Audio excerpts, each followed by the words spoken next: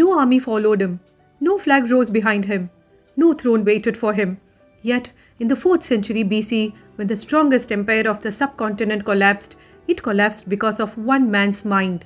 His name was Chanakya. At that time, power had a very clear shape. It looked like Magadha, the richest and most feared kingdom in North India. Its capital Pataliputra was protected by massive walls, overflowing treasuries, and one of the largest standing armies of the ancient world.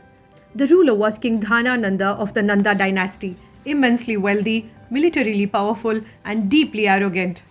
And into this court walked a scholar from Takshashila University, lean, sharp-eyed, uncompromising.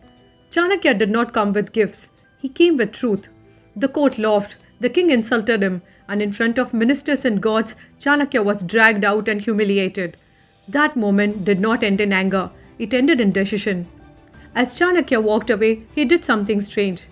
He picked up a blade of grass, tied it into a knot, and swore silently. This king would fall. This throne would change hands, not by rebellion, not by war, but by strategy.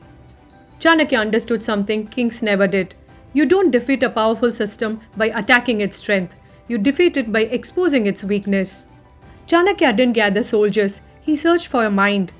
On the margins of society, he noticed a young boy, bold, commanding, fearless even in play.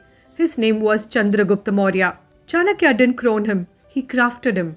Years were spent in discipline, politics, economics, warfare, psychology. By the late 320 BC, Chanakya began moving quietly. He entered Magadha, not with armies, but with information. Spies flowed through the kingdom, disguised as monks, merchants, servants, entertainers. Chanakya studied corruption, greed, fear, ambition. From outside, Magadha still looked invincible. Inside, it was rotting. Because empires don't fall when attacked, they fall when belief disappears. The first attempt failed. Chanakya retreated. He waited until resentment peaked, until Chandragupta was no longer a student but a leader. Around 322 BC, the final move was made. The Nanda dynasty fell, not to superior numbers, but to isolation, and Chandragupta Maurya rose as the founder of the Mauryan Empire. Chanakya never became king. He became chief minister and chief strategist of the Mauryan Empire.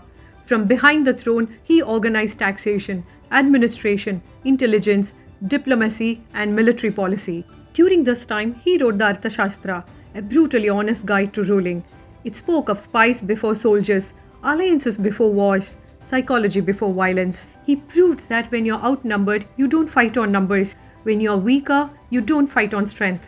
You change the game. So, will you fight the system or learn to outsmart it?